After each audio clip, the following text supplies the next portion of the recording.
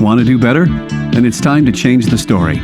Welcome to our show about new visions currently transforming the world through the confluence of art, tech, and innovation. And now your hosts, Michael Ashley and Neil Sahota. Hey, welcome to another episode of Changing the Story. I'm really excited for our guest today, Leisa Reid. She is the founder of SpeakingGigsNow.com. She mentors business professionals and entrepreneurs who want to make an impact and ultimately attract their ideal clients through speaking. As a speaker herself, Leisa has successfully booked and delivered over 500 speaking engagements. In her book, Getting Speaking Gigs Now, she shares her 7-step program to getting booked, staying booked, and attracting your ideal clients through speaking. Leisa is also a trainer and speaker for Productive Learning, a personal development company that dives into the journey of self-mastery and is available for those of us who are willing to investigate ourselves and turn up the volume on our curiosity. Well, I'm definitely curious. Welcome to the show, Leisa. Thank you for having me, Neil and Michael. I'm so excited to be here. Thanks for being here. So, Leisa, as a visionary, what is the story that you would like to bring to the world? The story that I thought of when you asked me that question originally is definitely tied to my mission and partially my core values as a human being. And I was lucky enough to be raised in an environment that my dad was a thought leader and I would say a visionary himself. And he always talked about consciousness. And so for me, when I think of like, why am I here on this world? It's about us all sharing one consciousness. We're not quite there yet as human beings. We haven't quite evolved all the way through to that space and how we embrace it. But it doesn't mean that it doesn't exist. And so we all have this shared consciousness. And so as me, one human being, I think, okay, what's my gift to the world that I can help elevate that consciousness for everybody? And partially that's one of the reasons that I do what I do is I really feel like one of my gifts is helping other speakers get their message out there because they're going to help benefit other people. We all have our own expertise, but I don't know everything, but that's my way of having that ripple effect in the world. And it's because I believe we have the shared consciousness. Absolutely. That's fantastic. Michael, do we have a shared consciousness? I think together, I think we're getting there. We're definitely getting there. But I totally understand what you're saying. And I feel like that I feel very aligned with that vision, Leisa. And I'll say a few years ago, I found meditation, and it very much helped open my consciousness in a lot of ways. And my wife too, we actually began doing transcendental meditation together around the same time. And I really think when you have a consistent practice like that you begin to have different insights and you stop being so reactive is one way. And then I think through the moment that we're going through right now is people are talking about waking up in all kinds of different ways. And I wonder from you, what are some of the ways that you would suggest people tap into their consciousness and become more aware? Yeah, I mean, that's a huge part of what we do at Productive Learning too. So not only was I raised in those kind of conversations as a kid and participated in them throughout my childhood as a teen and as an adult, I now do that professionally as well. And it's all about that. And just got off the phone with a client today about that, how she's been doing work with us for about 9 years. And which, some people work with us for 20 years, not because they need so much help, but because they enjoy the journey of that awareness and the consciousness. And she was able to share so succinctly what thought she had that was problematic, what she was going to then do to help move it through her system. And then what could she tell herself in the moment? This is all like instant, right? This instant. What could she tell herself in the moment that was more true and from her higher conscious thinking versus that automatic, maybe lower conscious thinking? And when she shared that, I was like, wow, like what you just said is so simple, yet it shows me how much work you've done on yourself to really understand your system, understand what solutions help with your system. And that to me is like the big prize of this awareness. Like we can all say, oh, I'm here right now, I'm present. that's not the awareness that I'm talking about. I'm talking about how do you understand your system, your history, all the bells and whistles that are going on in here on a unconscious level.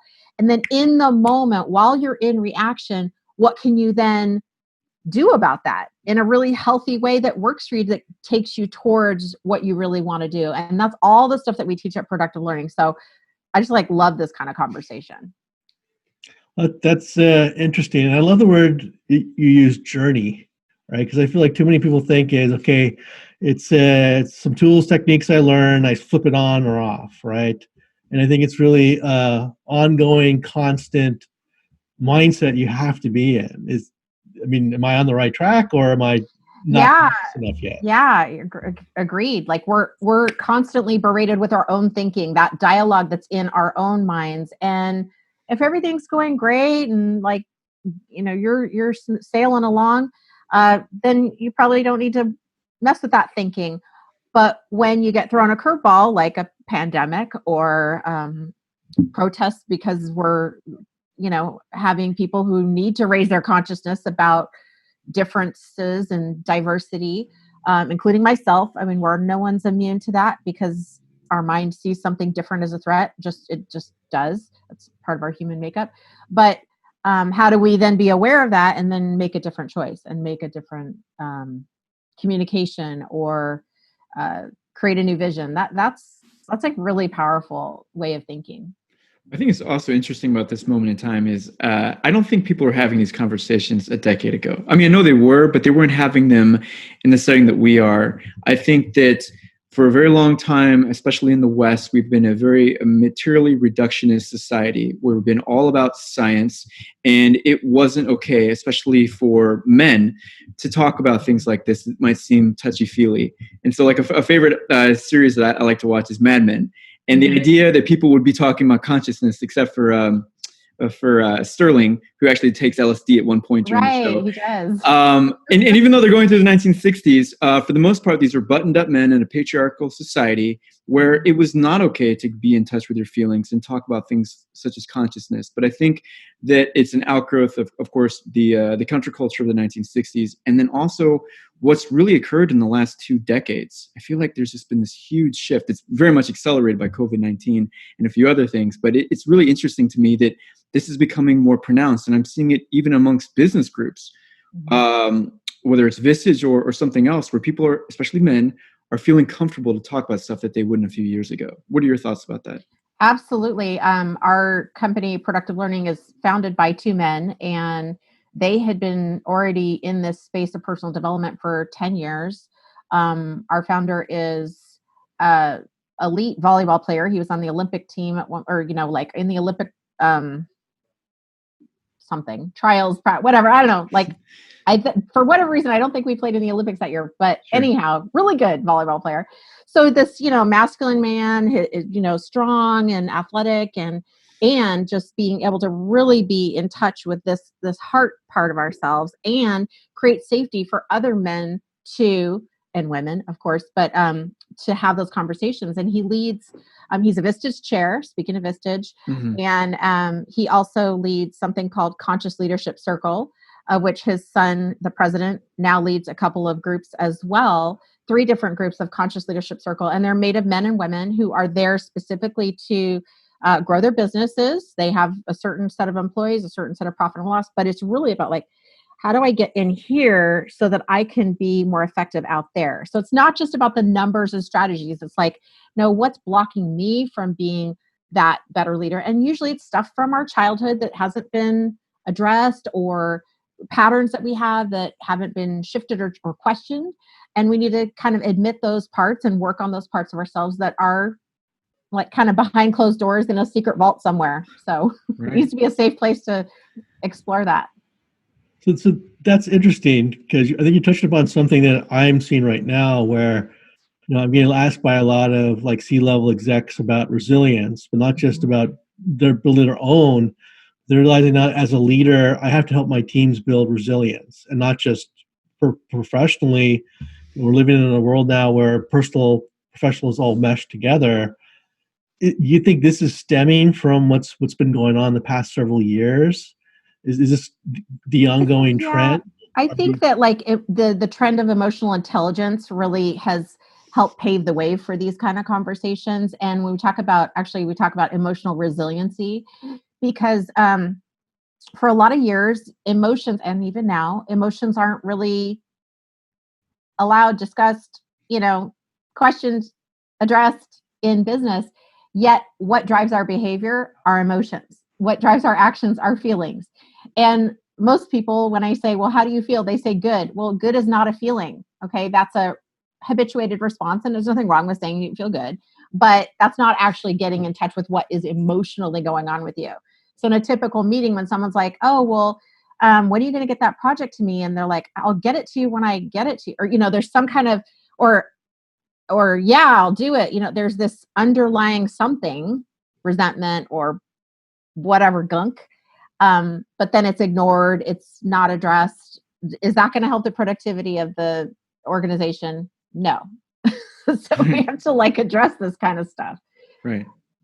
And I think that also, in spite of all these advancements, I think that there are still many taboos about expressing emotions in meetings, like you're saying. And rightly so. I'm not saying that all of us need to begin just crying through meetings, although, we might feel like that at some point, right?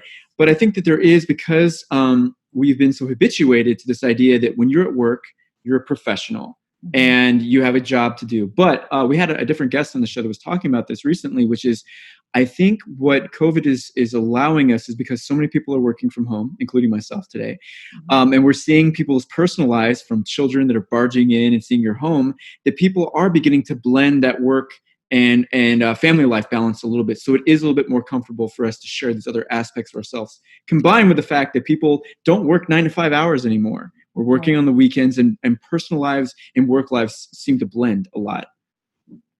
100%. And agreed that when I say emotional resiliency or talking about emotions at work, it doesn't mean that you get to be reckless with your emotions, just like you wouldn't be reckless with your communication.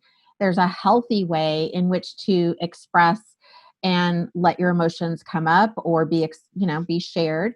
And then there's unhealthy ways. And that one that I was demonstrating before is actually an adult temper tantrum. Like when people do, passive aggressive things or have a snotty response in an email or in a communication, but it's professional, quote unquote. Like you can tell, Sure. we know when someone's upset, but they maybe said it really nice. I mean, and so that's an adult temper tantrum. It's just disguised. It's like a 2-year-old, but in a prettier package. So the idea is, how do I, as an individual, learn how to, I am feeling irritated by this. What's going on with me? Is it me? Is it the situation? Is this because I've had this issue with this person before and I didn't say anything because I was scared, but now I'm not worried to say, what's the conversation that's actually going on in my mind that I need to address so that we can move on in a really healthy way and say, I guess I'm upset because last time I asked you to do it and I don't know what was happened, but it didn't get to me in time and we missed the deadline and I'm worried. I want to trust you, but I'm feeling I can't. And can we talk about this? And then that person gets a chance to change, respond. Yeah. Clear it up, right? I get what you're saying, Leisa, but I know that could be notoriously difficult for an individual to acknowledge, right? That yes, they're having a problem. I mean, I've had my share of passive aggressive people I've worked with, and often they don't even realize how they're behaving. I mean, it sounds like one of the first steps down this path is self-awareness. How do people actually build that level of awareness? Yeah, well, and this is where it depends. It all starts with us. It starts with that one person who's willing to, who's the most courageous person. The person who's the healthiest starts first, right? So if I always say, if we had a workshop that was called, I want everyone else to change, how do I do that? We'd charge $1 million for it and everybody would register, right? It's, Right. We'd only have so much influence over other people, but we can control what we do for ourselves and for our company. We have at Productive Learning, we have companies where they send every single person to our introductory workshop, every single one, from the intern to the VP of regional sales and marketing. So it often comes from the top down, and then they're able to have, like, their front desk person is able to have those kind of communications with the VP of sales and not be, intimidated, but say, hey, I'm noticing there's this issue. I'm not sure how to deal with it. What can I do? Right. Well, it sounds, if you want to go off this far, it even sounds like what you're saying is what Gandhi said, which is be the change that you want to see. Exactly. And that's the kind of leadership you're talking about. Even when you think about it from parents, I was having a conversation recently about how parents can tell you one thing and then do the exact opposite. And what kind of message does that send? But if you're going back to C-suite leaders, if the leaders are walking the talk and they're doing it and they give you an example to emulate, well, then the other people feel free to do it. I think the problem we've had, going back to Mad Men for a second, is that leadership was not behaving correctly. No. Right? For the longest time. And really great ad campaigns, though. Well, that's true. and great outfits, too, by the way. Great clothes. Great clothes. Right. But for the most part, they weren't exhibiting the kind of behavior that would lead to great behavior from their people. But we're starting to see that change a lot, which is good, I think. Absolutely. Yeah, it's changing. And even though we were talking earlier about emotions, and I really feel for when I look at male-female dynamics, and someone said this to me, or I heard it on a podcast, I can't remember, but when they said it, I was like, oh, that is true. And you guys are guys, you can weigh in on this. But when we talk about emotions, we talk about like four basic, the basic families. We got mad, sad, glad, and afraid, or fear. And for a boy, you're not really allowed to feel any of them except for mad. Like, you're kind of, definitely not sad. You're not supposed to cry and feel, you're definitely not supposed to be afraid. And even happy, like if you're too joyous and happy, like skipping down the playground, right. like you're going to get made fun of, right? So then it really comes down to just one choice, just mad. And then we look at like some of the issues that we have in our society with domestic violence and just, all these things. And it's like, well, geez, like half of our population hasn't even been able to express how they feel. And wow, that's gotta suck, right? Like that's horrible. But it's such a systemic cultural thing. Where do we start? We got to start with the next person. We got to start with ourselves. We got to start with like bringing into the schools, all those kind of things. Yeah. You touched upon something I think really important around the feelings, and the fear thing kind of resonated with me because I remember reading that humans are actually only born with two natural fears, right? The fear of falling and the fear of loud noises. And every other fear is actually learned, right? And I think we actually all have a lot of innate fears, whether we want to admit it or not. Totally. And, you talk about like the young boys, for example, only really being allowed to feel mad. How does all this stuff actually want to factor in? I mean, from like a conscious, unconscious standpoint, how come we learn all these fears and let them kind of dictate what we're willing to do, not do? Well, I mean, our human mind, we make decisions and we make up meanings, and we pretty much, all that's decided around 7 years old. Wow. So, yeah, we learn a lot of it, like our kind of core belief, oh, this is how the world works. This is who I can trust. This is how men are. This is how women are. This is what's okay. This is not okay. We're meaning-making machines. And if you have kids, you've been around babies, you can see that they're mimicking, even before language, like they're mimicking our facial expressions. They're maybe mimicking our actions as they start to get tactile with their fingers and they're, start to walk. You can actually see like one of the parents kind of like, you're like, oh gosh, they do that just like their dad. They do that just like their mom or whatever. They look, the facial expression. So we're meaning-making machines because that's how we survive. So especially if it's like a really strong emotional thing, like as we get older, 5, 6 years old, something happens that really is upsetting, like a high emotional spike. That usually then gets wired like, oh, I never want to have that again. So I'm just going to shut that off. Speaking of like being a speaker, why people have so many fears about public speaking, it's because typically something happened when we were kids where we tried to say something, we got shut down. Like, kids are supposed to be, listen, you're supposed to listen, not speak, whatever. We're not all kinds of, and you get made fun of at school for being in front of the class, whatever. Like there's so many ways a kid can get traumatized. Yeah. And then they have a fear of public speaking and they think that that's just who they are and that's their personality. Right. There's this book called Hardwiring Happiness, and what the author is talking about is that exactly what you said there. Unfortunately, our minds are hardwired from an evolutionary standpoint to look for fear, or look for things that encourage Like, fear. yeah, we're supposed Threats. to stay alive, right? Yeah, threats, and then the bad stuff, because we got to constantly be monitoring our environment to find something that's bad, because we don't want any threats to affect us. But then what happens, according to this author, is that then we tend to dwell on the negative. So we could have an amazing thing happen to us one day, and then one little bad thing happens, and then it sticks in our head. And by the way, I'm guilty of this happening to me as very much as well. But what he was talking about in that book is, and his whole thesis behind it was, if you sit with the happy feeling, as opposed to all of us that tend to sit with a negative feeling for so long, and then it burrows deep in our consciousness and becomes part of our new reality. If you spend more time with that happy feeling, it almost sends an abundance of that feeling to you. When you're in a later stage, something bad happens to you, it doesn't have the same impact because you built up that happiness in your mind. Yeah, we talk about at Productive Learning, as we get to more of our advanced workshops and things, is something called changing your emotional set point. And we have this through all these experiences and what we've just been talking about.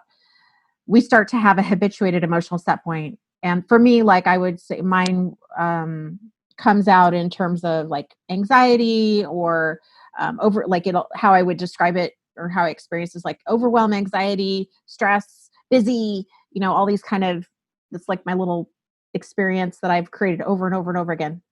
And it's to avoid sadness and being left. And, so as we get close, deeper into the core of it.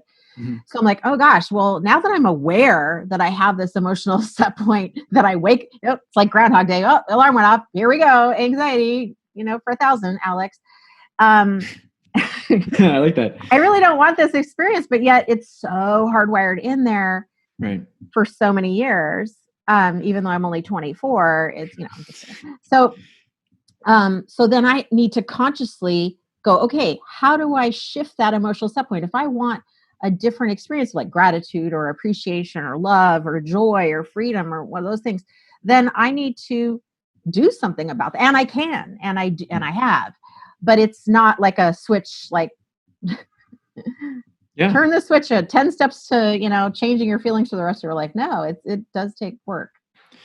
Well, that's the whole idea behind meditation too, because it's a practice. And if you're vigilant and consistent with it, it's not as if it just suddenly fixes all your problems the next day. But if you spend time with it over a concerted amount of time, then it does help. It does subtly change your baseline, is what I think you're talking about. So you're not so reactive anymore. Yeah, I tell people try to think a year out. Like usually people, back when we were doing workshops in person, which we've been doing for 28 years at Productive Learning. Now we're doing virtual, but I would say if you just did a workshop once a quarter, and then we had a meeting, like let's just say we're a year from now, you would look back and you would remember this conversation and what you were worried about and complaining about and what issues you had. It would be night and day. But I need those 4 weekends of your life. And, let's do this thing. But you got to put in some time and energy and effort to have that transformation and practice. Right. It really starts with commitment, right? I mean, that's at least what I've learned, is that we only make changes. We only can sometimes accomplish these things if we're actually bought into and committed to actually making it happen. Yes. Yeah. You have to agree. It's like no one could do your push-ups for you. Although they should. I wish I could find someone to do my push-ups. Oh my gosh, I'd pay them. Right? Seriously. That'd be nice. Arms all night. Oh yeah, it'd be great. So commitment and self-awareness are not easy things for most people. Not to say if it was easy, everybody would do it, right? Yeah. So it sounds like we almost have to have a kind of a cultural mind shift to get people into it. If we reach enough people, there's some sort of inflection point out there, some maybe catharsis point out there that we can actually hit that. How could people like myself or Michael help people get there, right? I mean, other than you helping, how you're changing the story, how can we actually help people get to that point? Yeah, I mean, I think what you're doing here is engaging in conversation, sharing with the public that there are options out there. I think a lot of people wish that they didn't feel the way they do, but they don't really know what to do about it. They're like, well, I did a gratitude journal and I don't feel any different. I mean, that's nice, but so it's like they just don't know how. And so like, an avenue like productive learning or transcendental meditation, or, everyone kind of has their own thing. Maybe they need to go to therapy to really work out some deeper personal things that happen, the traumas, get those healed. EMDR. I mean, there's like so many different things that someone could do to start their healing process. And that's going to be a little bit different for everyone, depending on where they're at, what they've done yet, what they want to achieve. And that going back to Mad Men for the third time in this conversation, I think that we had a culture in the U.S. especially that was very hard for people to accept that other people would go to therapy. It was not looked upon fondly by previous generations, unfortunately. It was a sign of weakness, right? And so when people would do these things you're mentioning, that they were looked down upon, and they wouldn't do it, or they would hide the fact that they were doing it. And so a lot of people didn't feel comfortable about even bringing it up that, look, I'm in therapy or I'm in counseling.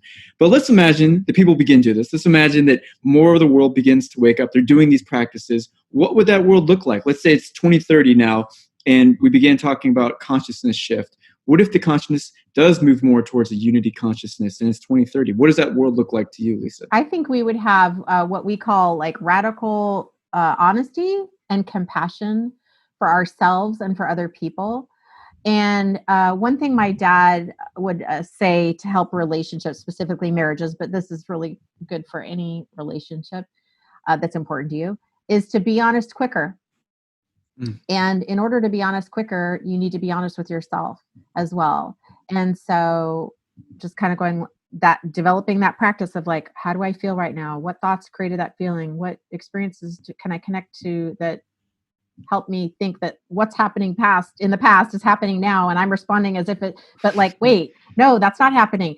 Okay. And this is all like microseconds, right? Right. You're having that conversation. So if we could develop that, then I think people would be like, oh, wait, I see I'm in reaction. Tell me, what were you going to say again? Let me listen. Let me just shake that out and like listen more openly. And now I'm ready to be curious about what you have to say instead of like, no, you're wrong. Yeah.